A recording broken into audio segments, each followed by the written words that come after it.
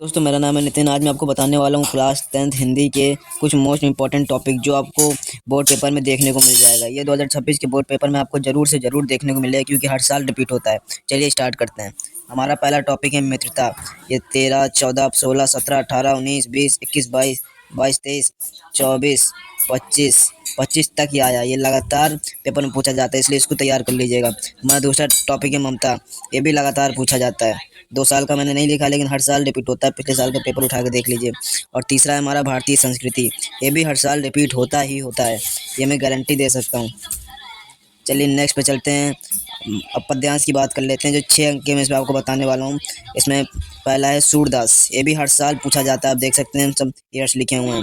और दूसरा है तुलसीदास और तीसरा है रसखान, चौथा है बिहारी लाल। देखिए हर साल रिपीट होते हैं ये सारे के सारे। अगर आप ये तैयार करके चले जाते हैं, मैं गारंटी लेता हूँ आपको पास होने से कोई नहीं रोक सकता। आप फेल तो हो ही नहीं सकते। चलिए नेक्स्ट टॉपिक पे चलते हैं।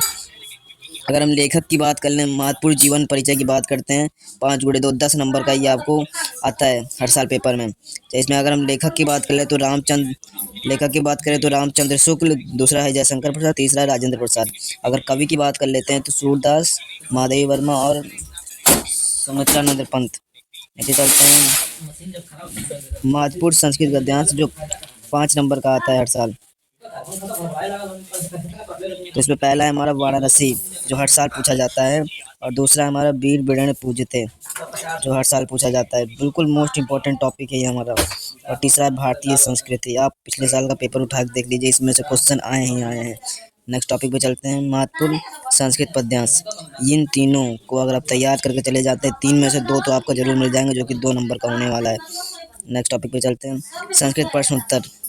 ये जो आपको दिख रहा है ना, 2014 से बाद से 2025 तक लगातार पूछा गया है, जिसको आप तैयार कीजिए।